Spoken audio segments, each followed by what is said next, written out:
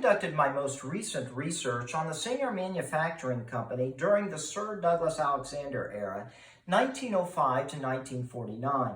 To support my thesis, I used several key primary sources from newspapers, the Sewing Machine Times, sewing machine manuals and books of instruction, historical accounts of the Singer Company, and interviews.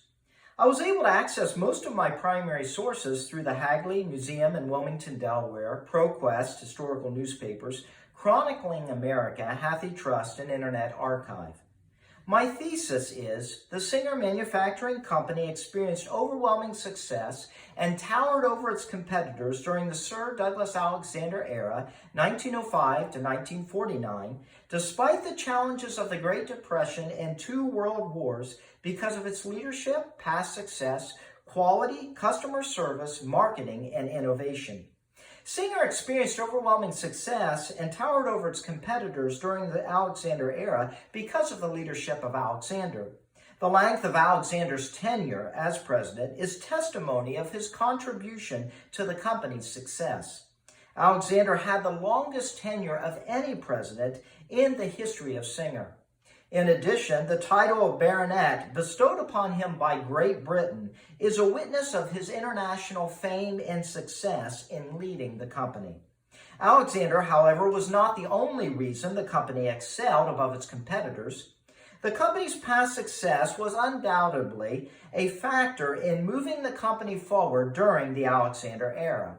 In short, during the eras preceding Alexander, Singer established its prominence in America and beyond by introducing an electric motor for its sewing machines, a commercial zigzag machine, and 40 different models. Due to, in part, to its past success, by 1912, Singer was the 7th largest firm in the world. Adding to the company's past success and leadership of Alexander was the high quality of machines the company produced during the Alexander era. Evidence of the quality of Singer sewing machines during the Alexander era was the length of time they stayed on the market. Singer produced the 66 sewing machine and 15 sewing machine, the 2 machines you see in front of me, during every decade of the Alexander era. Singer produced quality machines, however, the quality was not Singer's only selling point. Singer excelled at providing first-rate customer service. It made its products, accessories, and free courses easily available to customers by establishing stores in cities and towns throughout the country, and by taking its products and instructions to those individuals living in rural areas. In addition, the company expanded its influence beyond cities, towns, and rural areas by broadening the market in several countries.